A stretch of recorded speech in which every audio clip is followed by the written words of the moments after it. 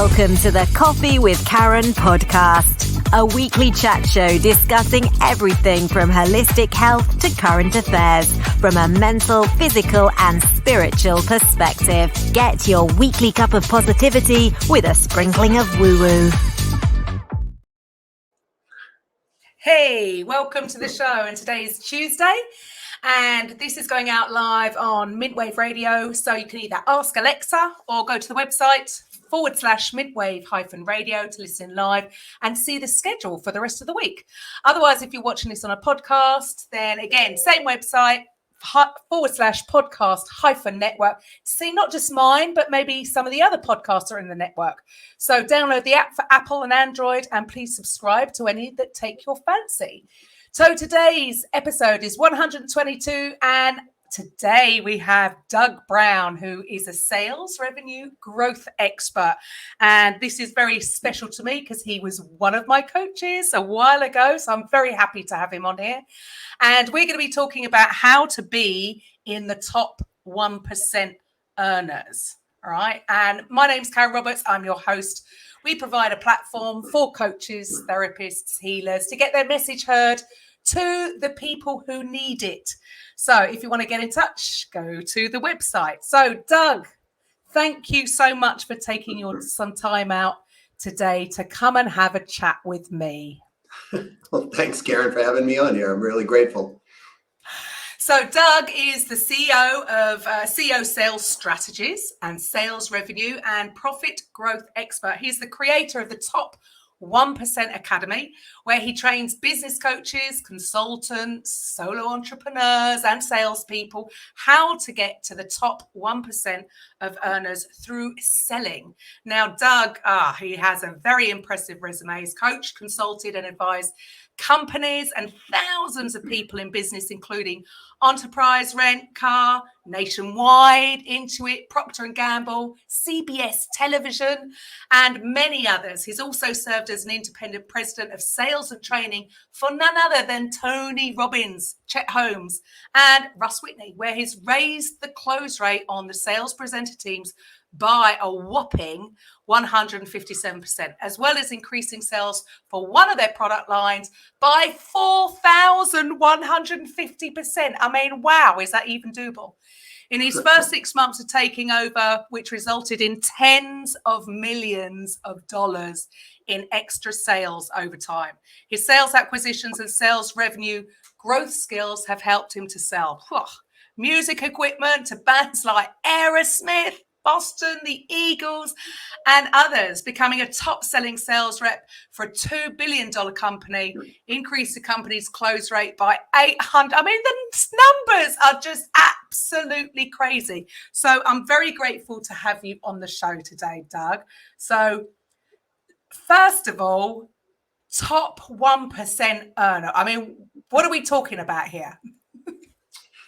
So it depends on where you live, really, right? So it's, for example, in the United States, if you're in a state like West Virginia, it might be $342,000 a year. If you're in a state like California and New York, it may be $980,000 per year. But what we looked at is, all right, who is making what they're making per state in the United States, and then that, income of the family income at 1%, who's at the top 1%. And that's how we set our benchmarks. So depending on where you are, I mean, obviously you're in the UK, there's different parts. If you're in downtown London, you're probably going to be, a little more costly to live than if you were in, I don't know, maybe Brighton or, up on the Scotland border somewhere. Yeah, sure. So there's quite a big gap, but who doesn't want to be in the top 1% earners? But with regards to sales, so you deal with lots of different types of people, and like you said, solopreneurs, other coaches, and I know what I have found with our industry is that people are sort of almost avoiding the sales part of the equation. They all want to be making money. They all want clients. They might be really passionate about what they're doing, but because of it being online, it's almost like they expecting people to just come and buy their stuff. And it's never going to happen, right? They don't have a specific sales process in place. Where do you think this comes from? Fear, mostly. I would like the same process. Whereas you were saying over in the UK, process, right? I would love that same process, and just have people like put out a video or put out a web page or whatever, and just have people come and throw all kinds of money at me. I mean, that would be awesome. And does it happen? Does it happen really? I mean, everybody wants this automated process that people are just going to get their credit card and click the buy button now. And does it really happen? It happens on products and services that are usually lower cost, right? So people buy on value, Karen. And so the value demonstration's there. Now, with that being said, I mean, we have sold things that are 10,000, US dollars plus online without talking to people. But It's really rare that somebody comes to a website, looks at something and says, yeah, I just throw 10,000 US dollars into this, no challenge, without talking to someone. And you would obviously have to build the relationship first. That can't be somebody just that they don't know. They must have had some kind of relationship or have testimonials or know a lot about a brand before they're going to throw that kind of money at it. So there's the value you're speaking of, right? So that's the brand. So when you have a brand, and a brand is really a promise delivered that people perceive as value to them. When that happens, they will come more easily without assistance, and they will buy based on the brand. I mean, we do that now. If you think of something as simple as, I don't know, British Airways, right? You think, oh, British Airways, reliable. I should be able to get on an airplane, get off an airplane, safely, right? Hopefully. Right. But if you didn't know the company and it was named, Fly By Night Airlines or something like that, you might be like, well, the first time I heard over in Europe, Wizz Airline, WIZZ, I think it is. Wizz Air. That's new, isn't it? It's been around for a while, but the first time I heard it, I was like, I'm not flying that airline. Like, I don't know who they are. They got a name like Wizz. I mean, it just doesn't really, so. But, I know, even the low cost airfare there, because Karen, as you know, I fly over there every once in a while, and like EasyJet or, one of the Ryanair, right? Something like that. I didn't know who Ryanair was. I didn't know who EasyJet was the first time. The reason I bought from was EasyJet the first time was because they were cheap to fly, right? It was inexpensive. And I didn't know any better. So I'm looking at certain airlines and I'm saying, well, this airline here is 3 times the cost as this one. And what is it? Just an airplane, right? I mean, I'm going to get on there. They have a safety record. I did check that out. So I bought it because it was inexpensive.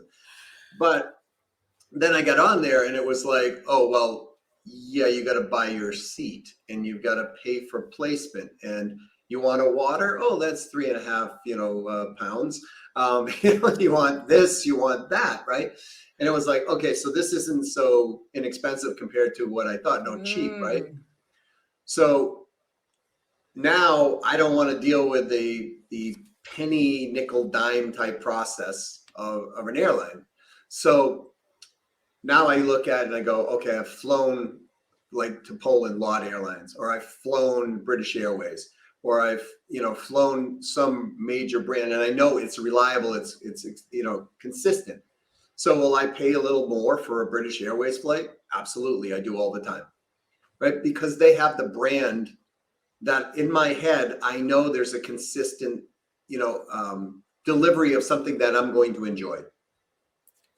Versus getting in an airline. Now, I'm not saying Ryanair or EasyJet doesn't deliver on that, but we've tried one here in the United States called Allegiant. And I mean, it's basically you're sitting in a lawn chair, in my opinion, flying, right? So I will never fly them again, right? I don't fly certain airlines for that reason. However, if I looked at British Airways, for example, I will buy their day flight from the United States to London, so I don't have to fly overnight. And I will pay a lot more money for that. And no one on British Airways has to talk to me because I know the consistency of the brand. So how does that relate to our own stuff? Well, let's say we're a coach or a consultant or a trainer or an author or something. When we're out in the public square again and again and again, then what we'll do is we'll build brand awareness through people getting to know us. Coffee with Karen, right? It's going to develop a brand. People are going to hear Karen Roberts speaking with people, in this case, me. Anyone that I have credibility with now is starting to immediately transfer that credibility to you, Karen. And anybody you have credibility with will immediately start to transfer the credibility to me, because there's a trust built in on both sides of our islands, if you will. And, and so that starts to create brand awareness. And, your podcast, for example, people are listening, they hear you over and over and over and over. And then it goes from, who's this gal with, amazing hair to, this business smart expert, and to, on and on and on. And they go, okay, you know what? Karen's running something for, I don't know, 5,000, 20,000, whatever. I'll talk to her.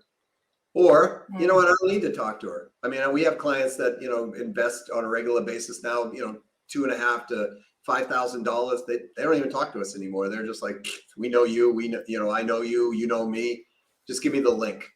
Right.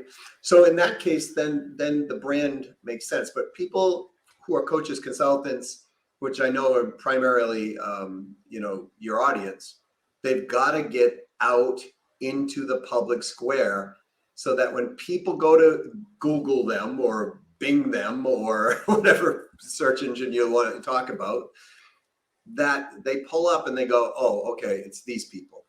Without that, and without other people talking to them, then it's a must. No one will buy just directly off the website unless you get lucky. Right.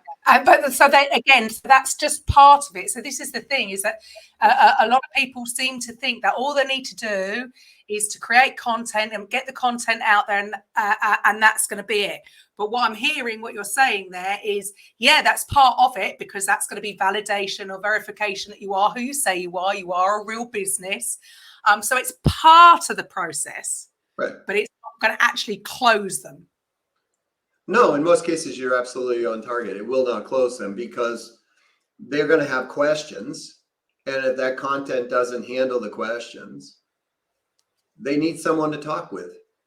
If we're going to be selling something higher end, then again, depending on what the value prop is in this, Karen, I mean, will somebody come to your website and buy something for, I don't know, $97? Yeah. Without talking to you? Yeah.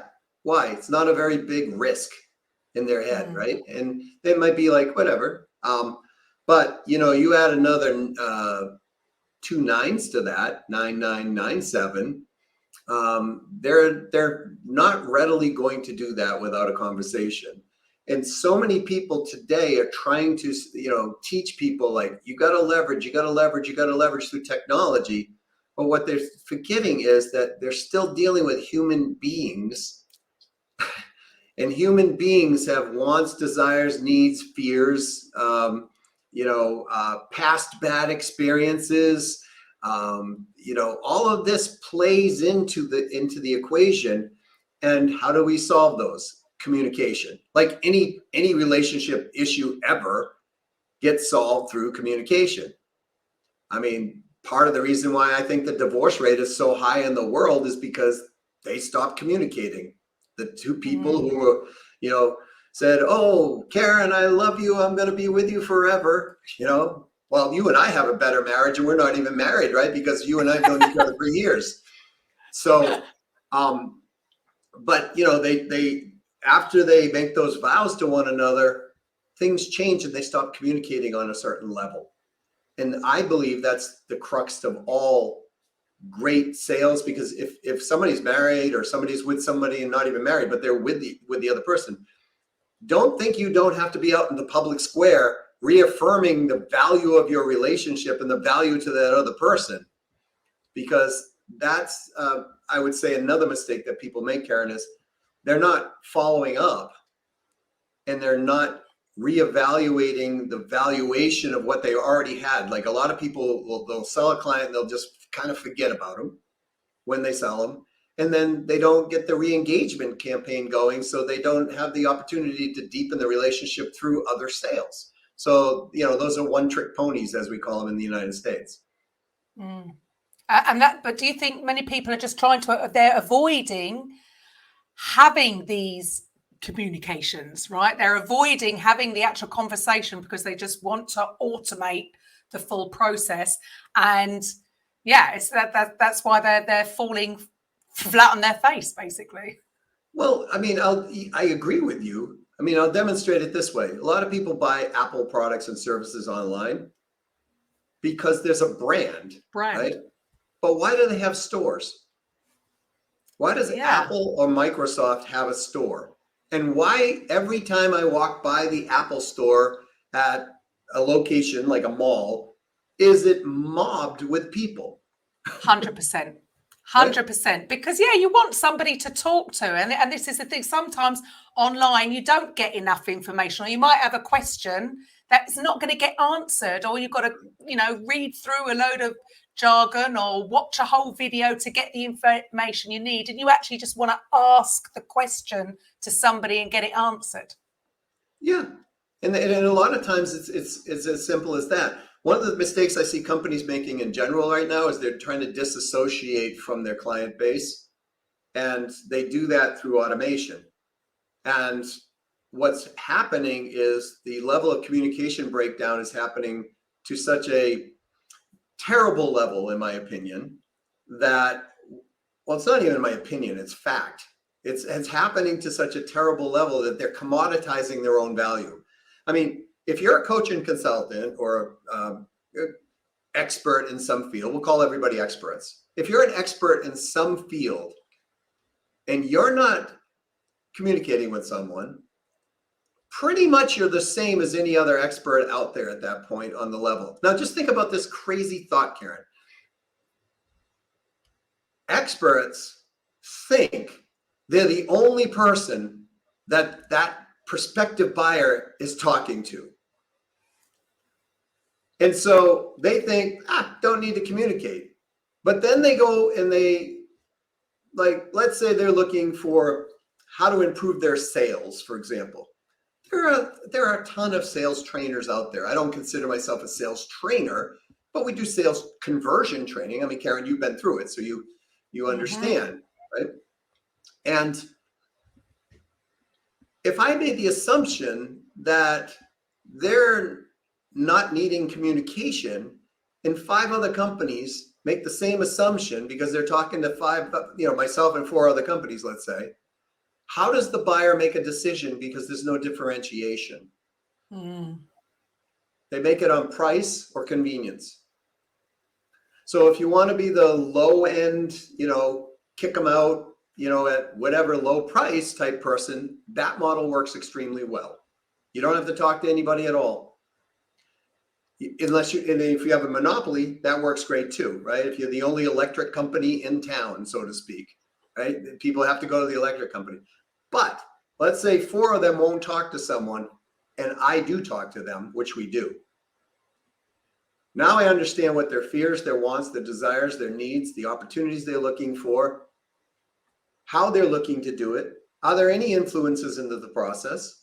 Do they need to be included in the process? All the parameters that we would always do in type of a discovery session. And guess what? I'm building a rapport way higher than any of the other 4. And most of the time, people buy from the person that they like, trust, and respect. So you've had the opportunity to build the know, like, and trust factor by just having a simple conversation that, Yeah, it just seems crazy that people are, I'm sure it's not conscious. You know, they want the sale, but they're somehow avoiding having that conversation. And possibly around, like, well, you can remember, you know, I had issues with sales because I had this perception of, you know, if I think of a salesperson, this image would appear on the screen of my mind of a second-hand car salesperson, and not all second car salespeople are bad, but my perception of them was, you know, not to be trusted. And so I think there's, like, for some people, not all, especially the ones who've had some form of sales training, are sort of, it's this fear of being pushy, or a fear of being perceived maybe in that way. And then they're not actually asking for the sale. So if you don't ask, then you're not going to get. That's one thing certain. So a couple things I'll unpack on that. I mean, I do remember when we were coaching. I mean, the difference between what we do, obviously, here is we don't do just sales training. We do sales conversion and revenue growth training, right? And I remember with our conversation, you didn't really like me all that much through our conversations, because we were attacking the root of what was going on that was preventing that. Yeah, you got to the root. Oh, yeah, you got to the root. That's because you went deep, right? So many people, I think, stay on this superficial level, superficial surface. And again, it's fear, isn't it? It's to actually go deep and dig out the root cause. Yeah, well, you helped me, Doug. So what do you mean I didn't like you? I've always loved you.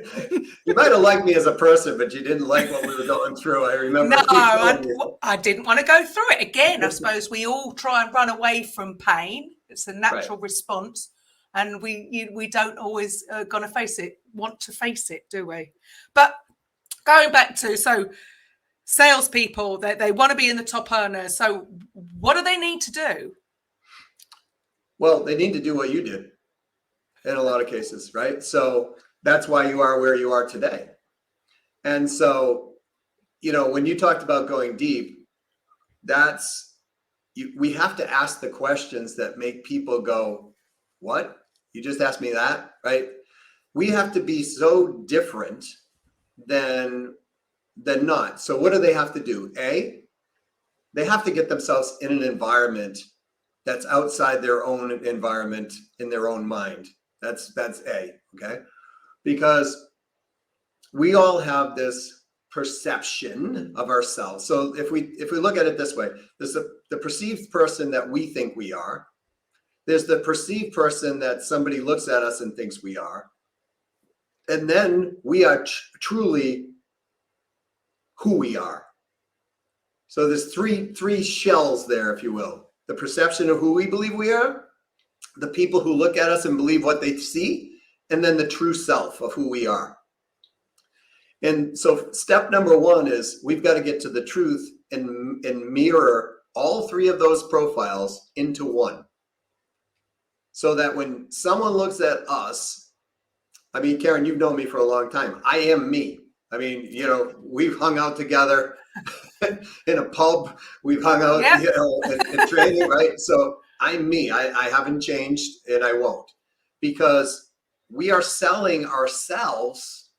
I'm not saying prostituting ourselves. I said we're selling ourselves in the sales process. People are literally buying who we are and relying on who we are that they can perceive we are. So when that is just complete truth about who we are, then there's no, because buyers are always looking for the aha. Oh yeah, that's it. I got it, right? Because they've been taken before. They've been swindled. How's that for a good word?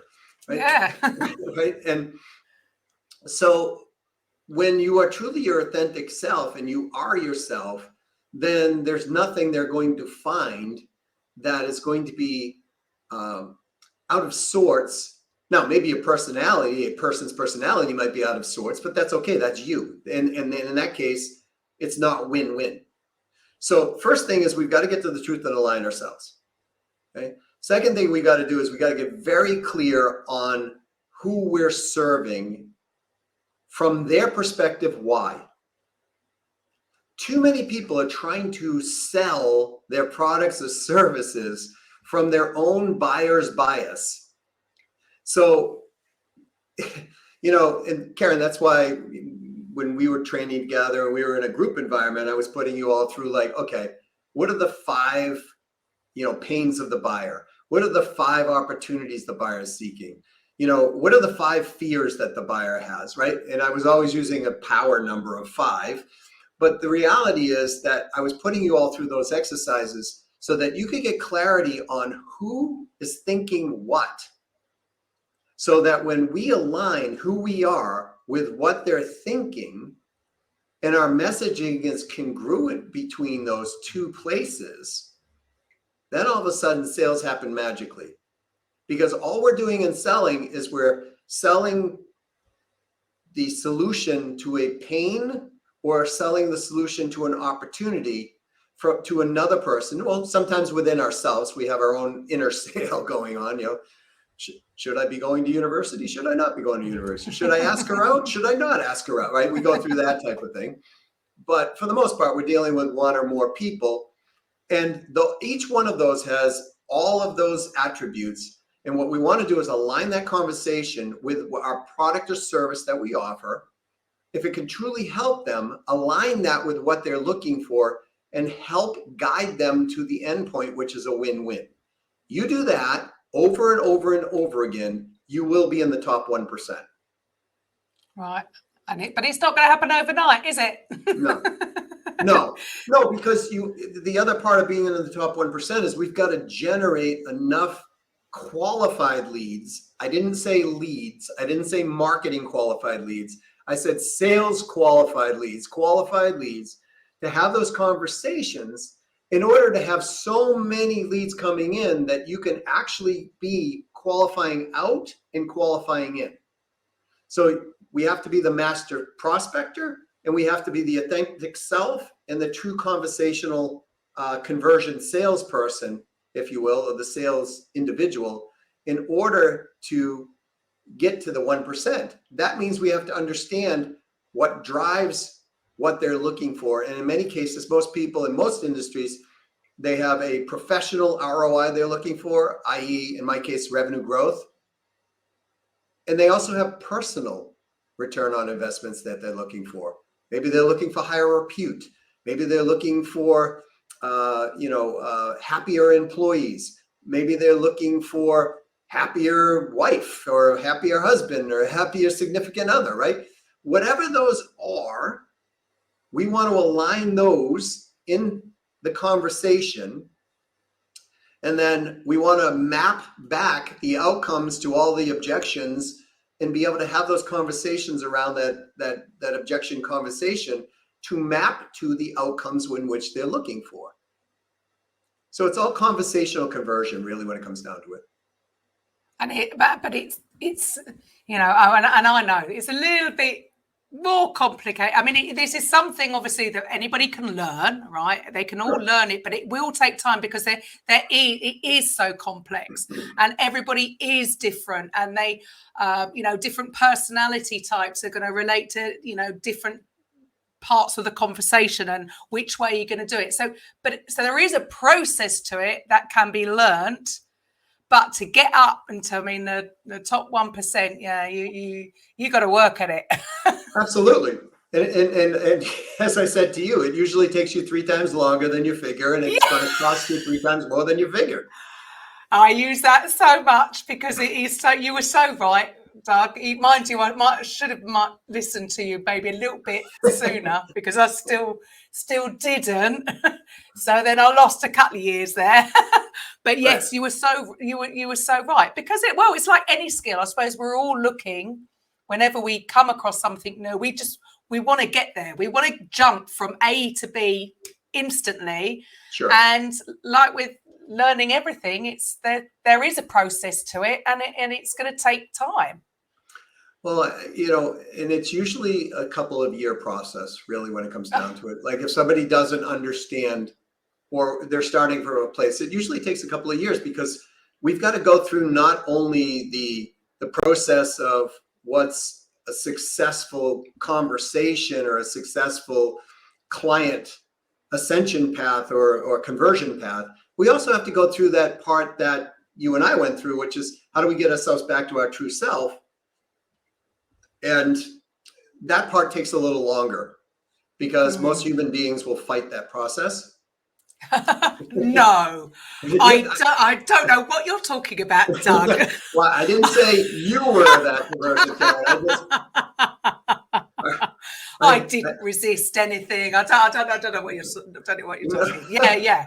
I think in that class there will be resistance. Yeah, of course. And I think there were probably 21 people or so in that class that you started with in the beginning, right? When we were doing that, and all 21 of them fought it, right? Because it's. But it's worth it.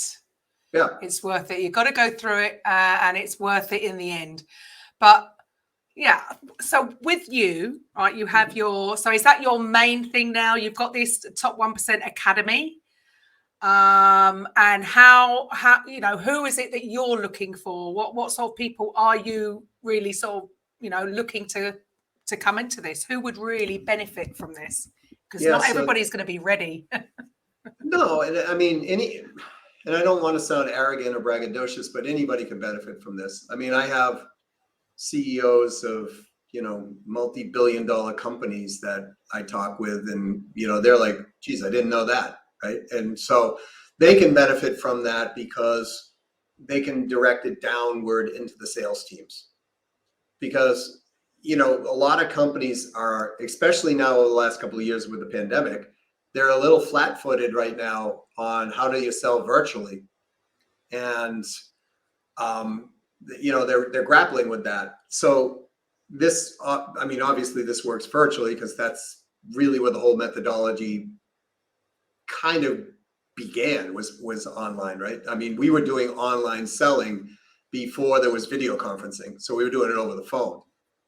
Right.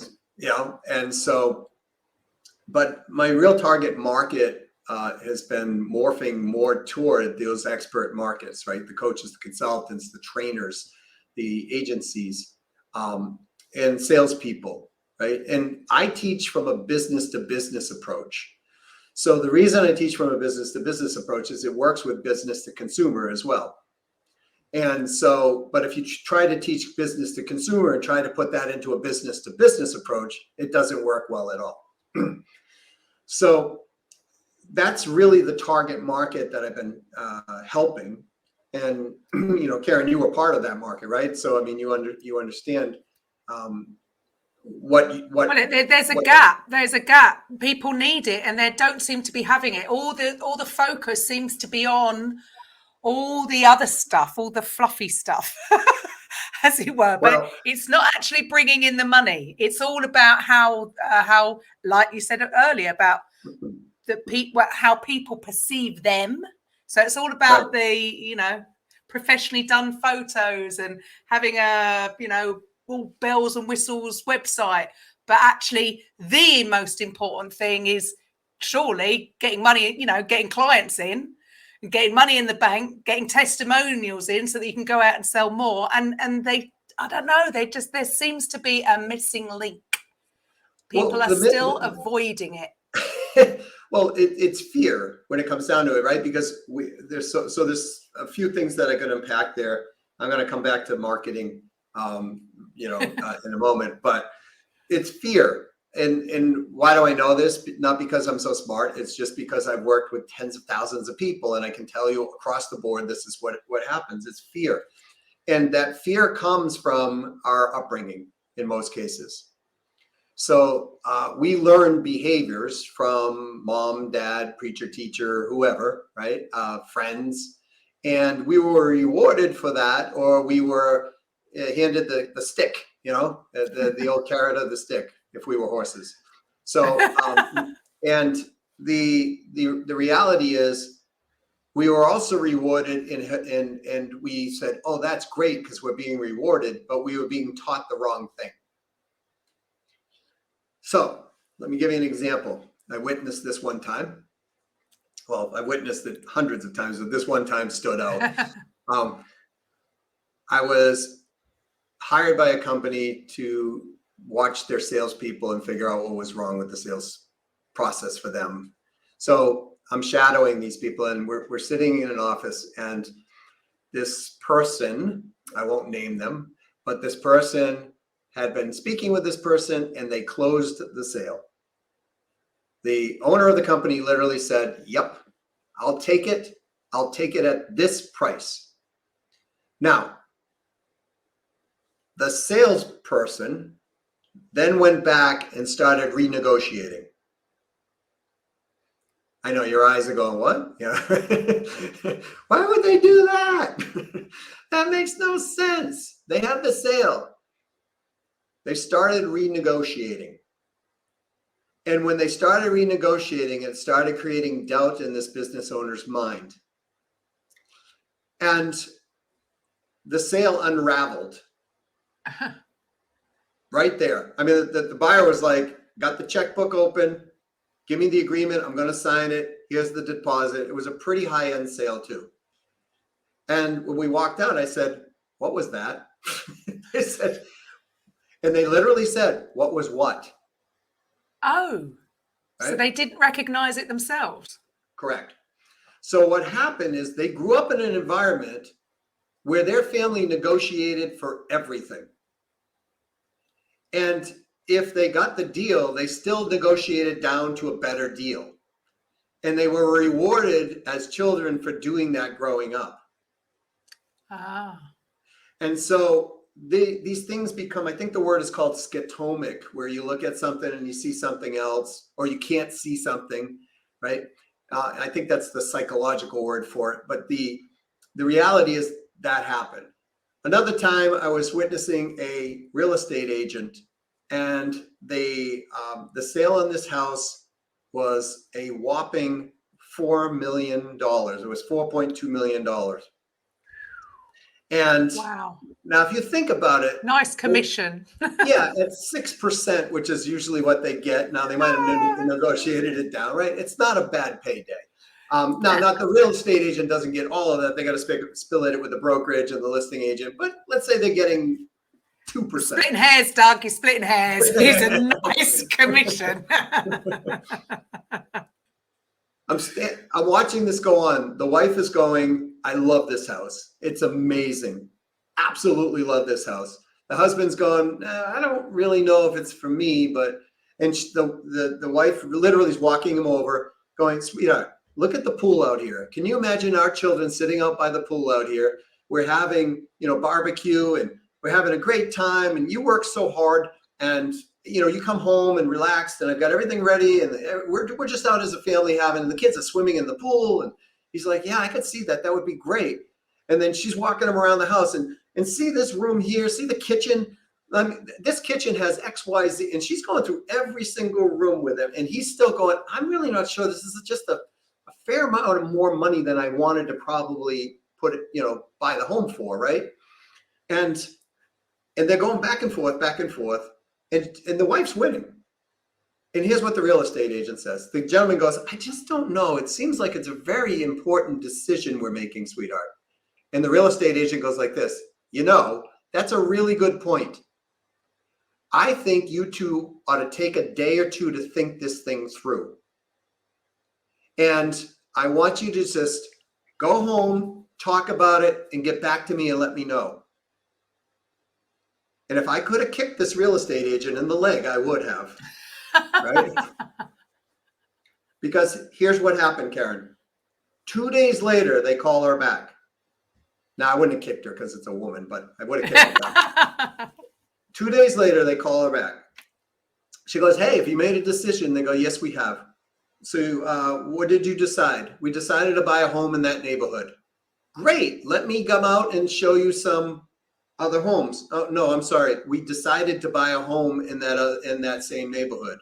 What are you talking about?" "Well, do you know the other house down the street?" And they give the address. And yeah. We bought that one. $5 million. Oh, so what went wrong? Because what I was hearing from you was he was doing quite well with the woman, painting a nice picture and getting them to see. So what was the disconnect with the husband? What was the failure then? It was the real estate agent that created the disconnect.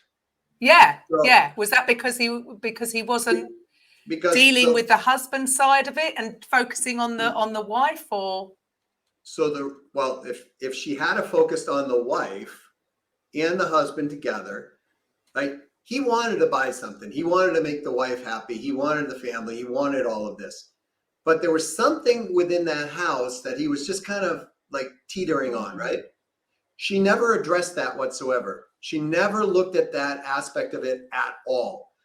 She had her own buyer's bias, which is she has such high empathy. She has a high need to please. So when they were getting into kind of not an argument, but just kind of going back and forth, she perceived this as, okay, this is stress. Let me take care of that issue versus taking care of the buyer, what they're looking for. And that's why, hey, let's back out, take a couple days to think about this, because that's what she would have done. Yes. So we put our own, and that's what I know that's what I've done in the past. So what I'm hearing from you is we're putting our own biases out on them rather than asking more questions and getting to the crux of the problem. And having that conversation to help them cross that bridge of fear, which was going on between him and her for whatever reason.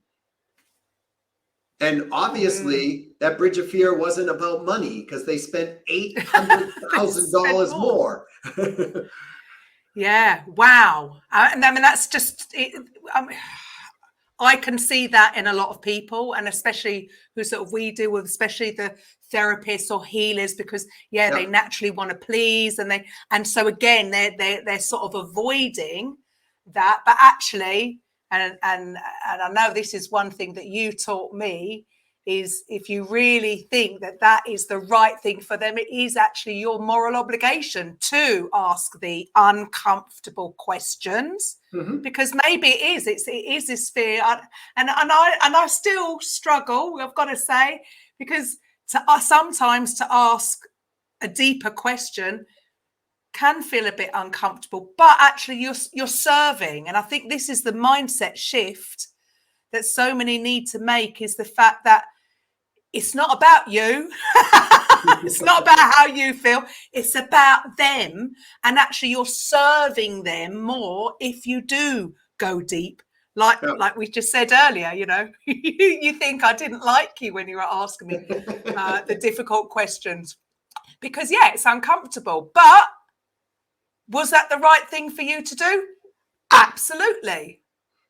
So this seems to be what the mindset shift that so many need to make, is that and running away from it. That can be made safely. That's the thing. Like, so it's not about psychotherapy or going in and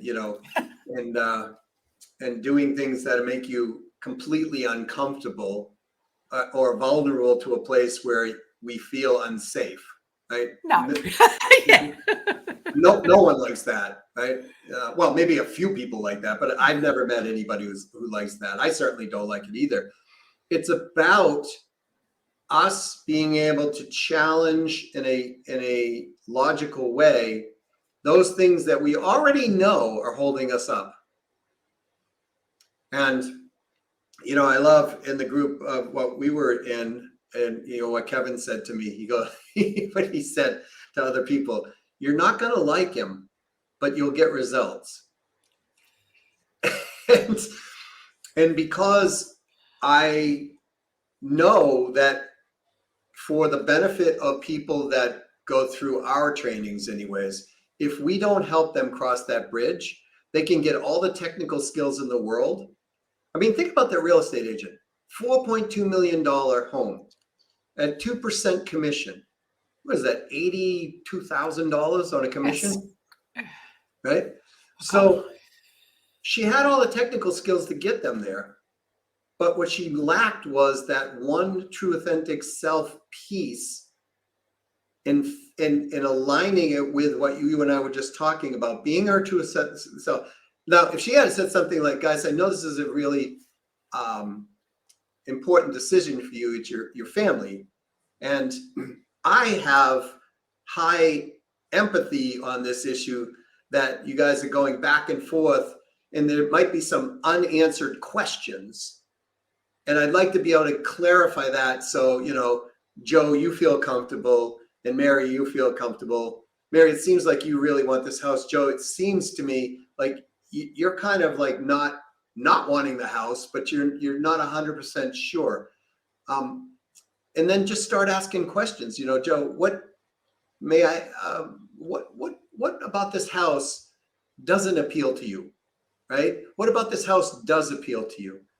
Joe, from a financial capacity, because I didn't tell the whole story, Karen, but the wife she was an ex-attorney, and she stopped to raise the children. And she even said to Joe, I'm going to go back to work, and I'm going to make this easier on us. I'll pay the mortgage. Wow. Right. And so the point here, but see, instead of that empathy serving that real estate agent at that point and closing the deal, that empathy went back inside her as, okay, I've had these childhood fears and traumas or whatever has happened to me. I wouldn't want to be pushed, so I'm not going to push.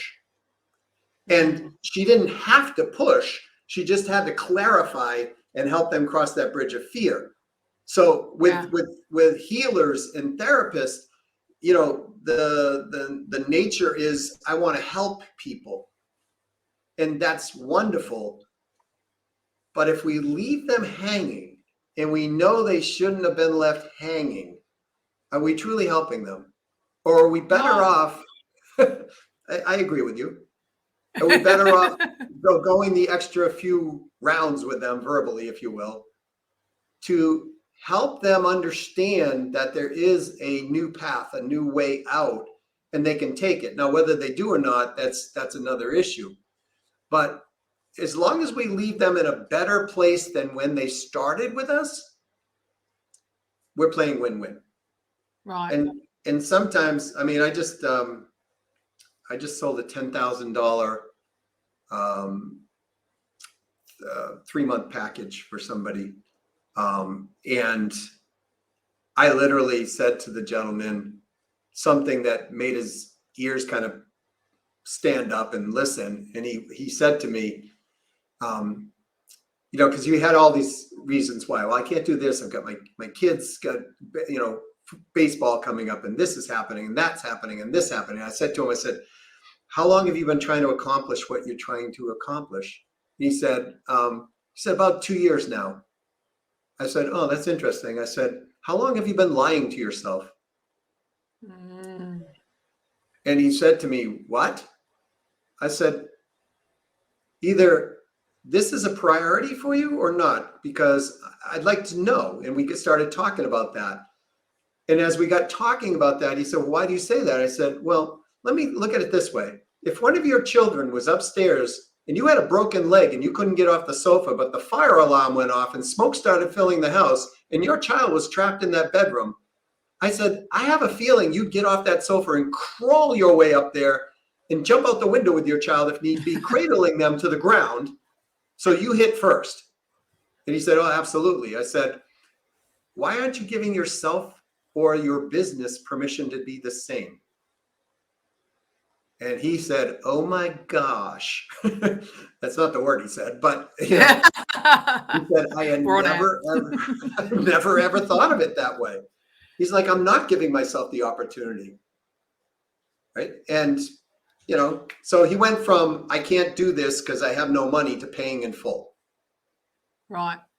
Right. And, so that it's because nobody's asked them those sort of questions. So they haven't had the opportunity to even look at it from that, because like I said, they're lying to themselves. Again, not conscious, unconsciously, until somebody makes them aware that, oh yeah, that is what I've been doing. So I suppose it's just to not be afraid to actually ask another question. What it is, Karen, is I'm not afraid if he doesn't buy. Right? And so I used the word possibly. I said, how long have you been possibly lying to yourself, to soften it a little bit? Yeah. But I'm not afraid if somebody says no. which goes back to what I wanted to bring back on marketing. The challenge with a lot of people is they're being taught marketing. They're not being taught sales conversion. So they're mistaking marketing for sales conversion. Marketing can be the direct response of getting a response from somebody, or it can be branding. And in many cases, they're trying to do the branding and they're trying to do direct response without speaking to someone. See, that's like playing tennis by ourselves. We lob the ball over, we get somebody to the court, the marketing, we lob the ball over the net, we get a response, they hit it back to us, and we put our racket down and we don't ever play again, right? Yeah. So that person's standing on the other end going, hey, I just knocked the ball over to you. Or we don't even get the person to the thing. We're just banging the ball against the wall and just thinking that's going to work over and over and over and make us, a Wimbledon champion. Yeah. And that happens. I've even had, people have sort of sent, and it's obviously an automated thing, even if it's in a message on LinkedIn or something. And I've replied, implying that I want to know more, and I've heard nothing back. You think you've just lost a sale. Like I may have bought from you because I was looking for that thing. I don't mind getting missed. Some people object to, and I think that's what it is. Some people avoid putting it out there because they're afraid, because they don't want to be pushy. Well, if you're not looking for that thing and you've been getting that kind of message the whole time, it might irritate some people. It doesn't bother me because you just scroll on by. I don't see the problem. But in this case, it was something that I was actively looking for. So I thought, well, you've come to me. Great. Let's have a chat. And then crickets. And you think that's your process is very, very wrong. You're doing this work and not doing the final piece. That's like asking somebody out on a date. They say yes, and then you never talk to them again. Right? I mean, it's madness. So again, it's almost it must be this fear of actually doing that final piece. So for the listeners out there, because we're starting to run out of time. I could talk to you forever, Doug. We can have long conversations, can't we? But if they can't see your deeps down here and they're just listening in, if they want to know more, how do they get in touch with you? So they can, I want to plug a book right now, Karen, the book I wrote, right? So have it here. Because we're talking about where these things come from. So win-win selling, unlocking the power of profitability by resolving objections. I wrote a book on that. A lot of what we're talking about now on why these things form and how these things form and what you could do about it is in that book. So I'm plugging my book. But they can get a hold of me at, they can go to the website and check me out at www.ceosalesstrategies.com. My LinkedIn is Doug Brown 123. If they want to know how they're doing on their marketing or sales, ask us for our marketing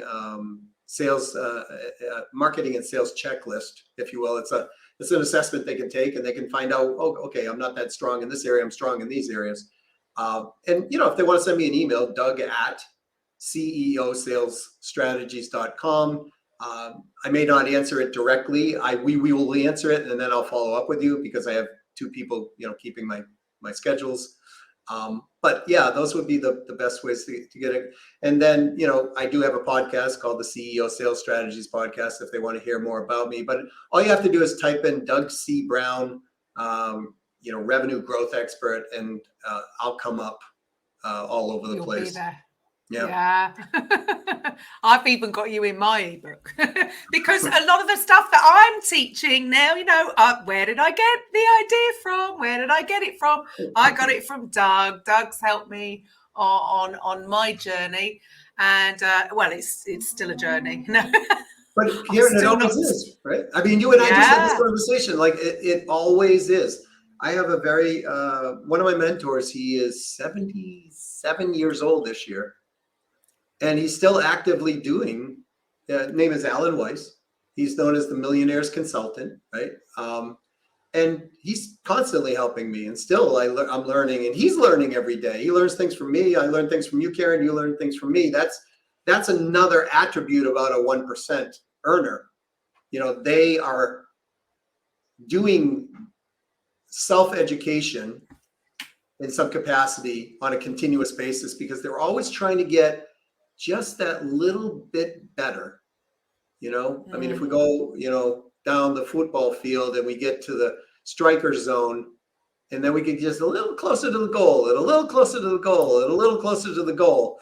That's what we're looking for. But, it's not as hard to get to the striker zone. It's much harder to get from that zone to the goal line. And that we got to continuously keep educating ourselves.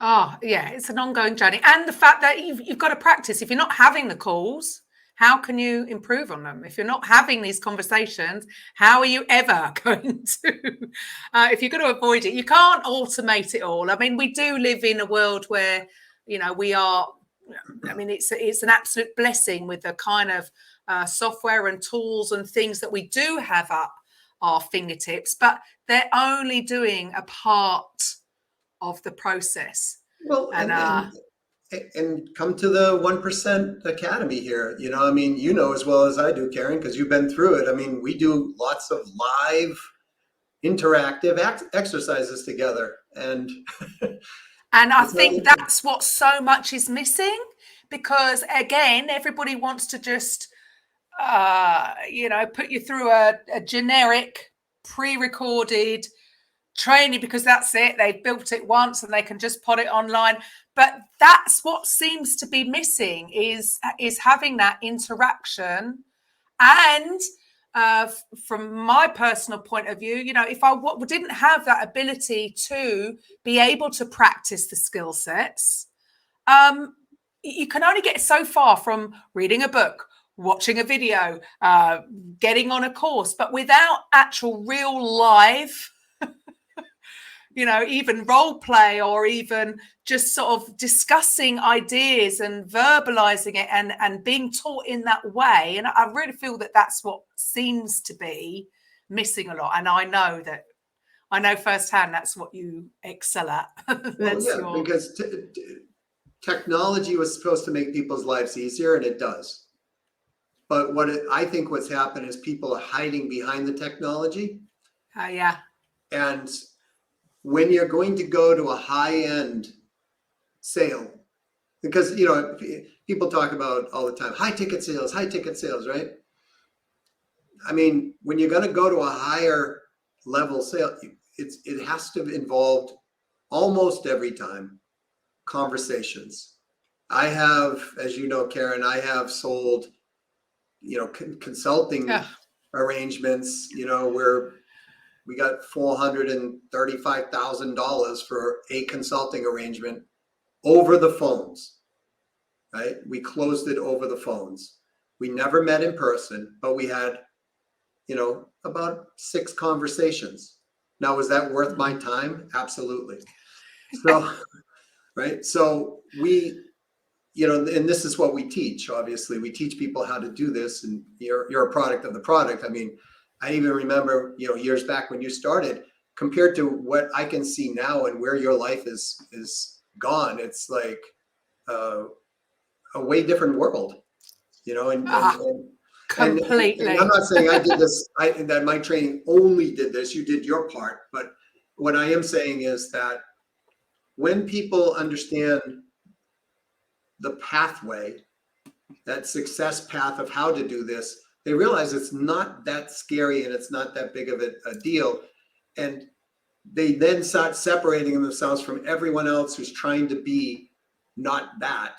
And that's where people will respond to them. Because as you said, it's so missing. I mean, it's kind of like, I don't know, Karen. I mean, it's kind of like trying to develop any relationship. It's really hard to develop a long-term relationship over email. Right? Yeah.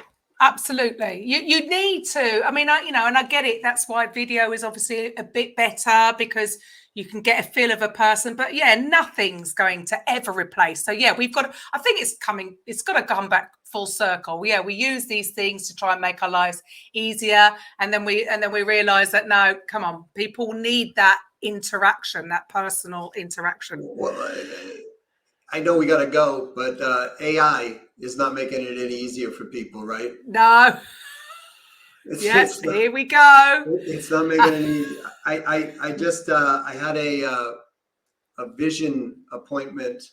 I want to name the company because they're so terrible, but I had a vision appointment and they didn't check the insurance. In the United States, you have insurance for all this stuff, so they didn't check the insurance. They called me 10 minutes before my appointment and say, "Hey, I don't know if you have insurance for this or not." And I'm like, "We talked to you 2 days ago," right? That type of thing. So they literally got frustrated and hung up. So I'm like, you know what? I'm gonna go to the corporate office and just let them know my experience. And so they're like, click on this chat, to get a live person. And I click on the chat, and it's a bot. Yes. And so it says something to me, and I'm like, this doesn't seem like a live person. So I type in a phrase that I know the bot won't understand, and then then the bot goes, "Well, please reschedule your appointment." Right? And then I'm like, okay, so now I'll go to the whole opposite thing and type something the bot won't know again. And I did, and then it came back with, "Please reschedule your appointment." Right? It's like, are you a bot? I don't understand, right? And it's like, so that just depletes the human connection, and there's no way I'll do business with this company. What you've done, it's trust gone. So as much as everybody's trying to build the know, like, and trust, man, it can be gone instantly. Oh, yeah, there you go. It's like, finding somebody with your significant other, and you're like, what happened here? We were together. Yeah. What's up, right? Done. And so when we do that, it's easy to break that rapport, but it would have been so easy for this company to fix that challenge if they just had said, "Hey, I'm a live person. Listen, let's talk for 2 minutes. I want to understand what's going on." And then it would have been like, this is what happened. They go, "Oh, geez, that's not right. Let me help you." And boom, we would have had the relationship, and they would have the sale. Well, they lost out. Thank you, Doug, so much for being on here. Thank you for your time today. It's been lovely speaking to you, as always. Thanks, and I hope everybody got a lot out of that, and that this is the most important part of your process. So get in touch if you want to be in the top 1% earners. Who doesn't, right? And the rest of you, I will be back on Thursday with a Coffee with Karen. Bye for now.